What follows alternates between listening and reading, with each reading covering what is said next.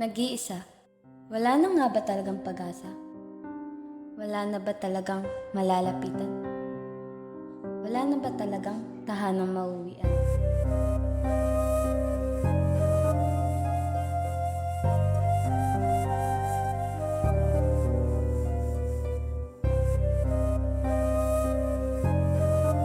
Paalam na.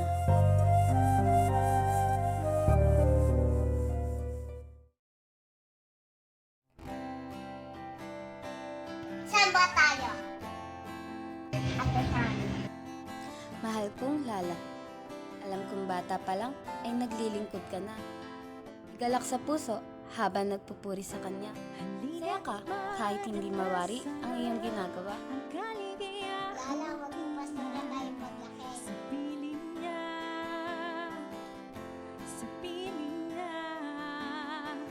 Malinaw na sinabi sa Isaiah 41:10 na kasama natin ang ating Diyos. Hindi dapat tayong matapang umanggat mangamba dahil ang ating Diyos na may control sa lahat ng sitwasyon na meron tayo. Ang kailangan lang natin gawin ay magtiwala sa Kanya. Lala, may tumitawag sa cellphone. Ate, saglit lang po.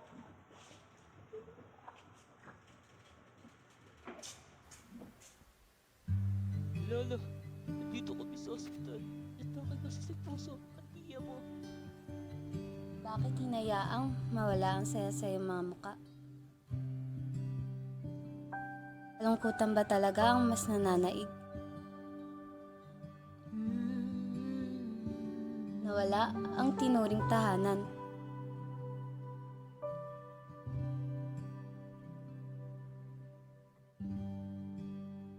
Mga luha ang pumalit. Mga matang Tila nakalimutan kung paano ngumiti. Sapagkat nawawalan na ng pag-asa, nawawalan na ng kapayapaan. punasan na luha mong bumabagsak.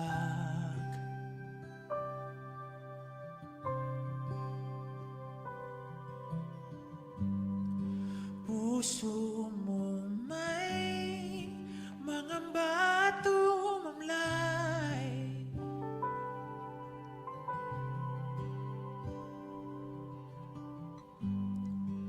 Sa himig ng pag-ibig ko'y aakay.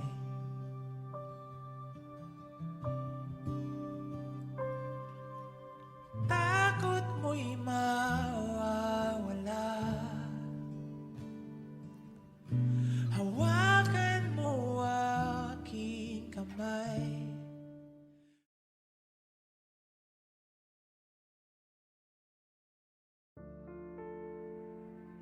Ang galing ng plano natin.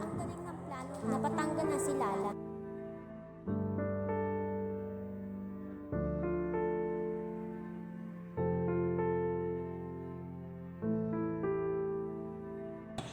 Uy, Lala, dyan ka pala. Sa'yo ba to? Sa'yo ba to? Mamaya pala dumano ka sa live group natin. Sige, bye. Welcome sa ating live group session. Kaya masaya ako na muli tayong nagkita-kita dito. Yan. Hi, Lala. Welcome sa ating live group. Ngayon, ang topic natin ay tungkol sa pag-ibig ng Diyos. Kaya sino dito ang naniniwala ang mahal sila ng Diyos? Yan, tama. Tayong lahat ay mahal ng Diyos. Dahil malinaw na sinabi sa John chapter 3 verse 16 na gayon na lamang ang pag-ibig ng Diyos sa sanlibutan.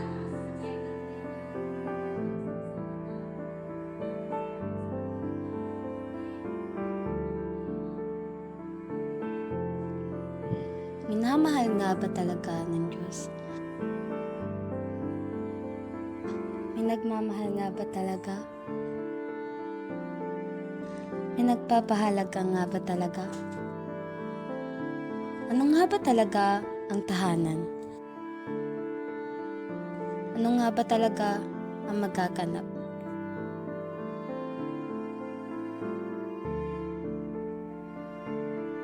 Hindi ko na alam.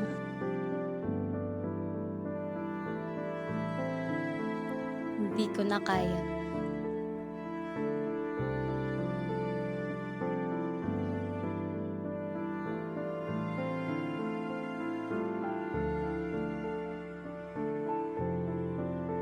Ate Hana. Lala, andito ka na, mamaya pagawain. Ano po kasi magpapaalam lang po ako.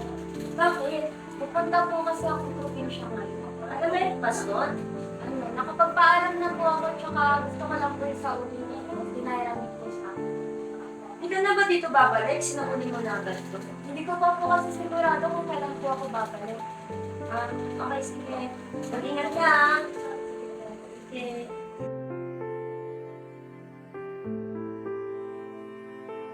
Ano kaya to? Iwan ata to ni Lala.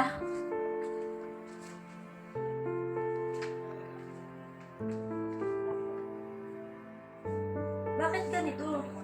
Ano to? Si Lala!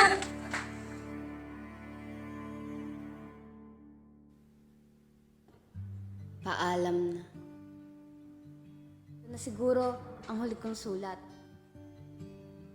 Patawarin sana sa aking paglisan.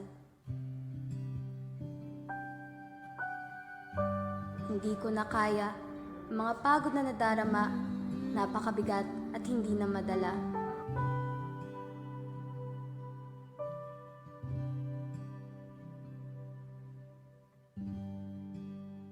Patawad kung tatapusin na. Sa desisyon kong ito, sana hindi ako magbayad. Ako'y natatakot. Anong mangyayari kapag tinuloy ko ito? Punasan na luha mong bumabagsak. Gusto ko lang naman mawala ang bigat na ito. Ngunit napakahirap na. Puso mo may mga bato mamlay. Kaya patawarin sana.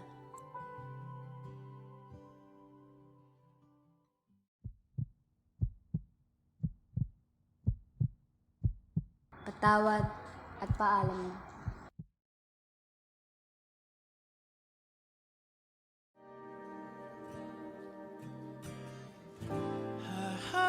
Hahawakan lang kita.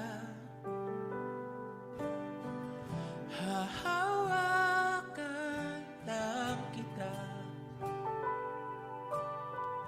Hahawakan Kailangan ko itong sabihin kay Pastor. kita. Panginoon, iligtas niyo po si Lala mula sa binabalak niya. Hahawakan lang kita. Salamat sa Diyos.